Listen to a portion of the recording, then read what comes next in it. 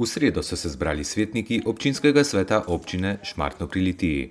Na svoji 21. redni seji so obdelali kar 11 točk dnevnega reda. Na tej seji smo obravnavali tudi nekaj točk iz kadrovskih zadev. Morda najpomembnejša je potrditev ponovnega mandata ravnateljici glasbene šole Litija Šmartno Brigiti Šuler. Z naše strani smo prejeli tudi poročilo o upravnem delu v preteklem letu. Občina Šmartno z veseljem in pa seveda dobro sodeluje, tako da mislim, da se to v prihodnosti ne bi smelo spremeniti. Peter Avbelj pa je podal poročilo o delu javnega zavoda Bogenšperk.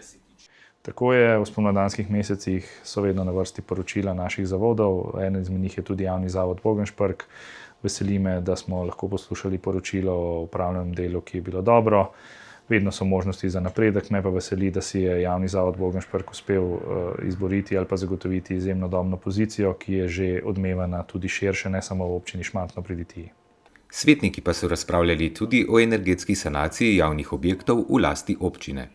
Tako je, gre za energetsko prenovo, javno-zasebno partnerstvo. Danes smo na seji predstavljali, na kakšni točki je projekt.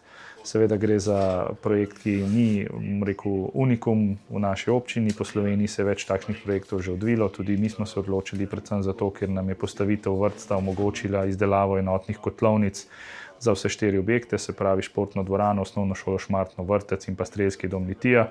To nas veseli, tudi projekte smo v takem duhu pripravljali, zato da prvič prihranimo nekaj sredstev.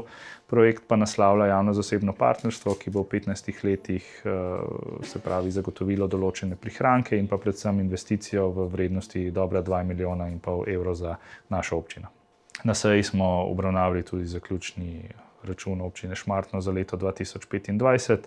Številke so nekoliko nižje, kot bi si sam osebno želel.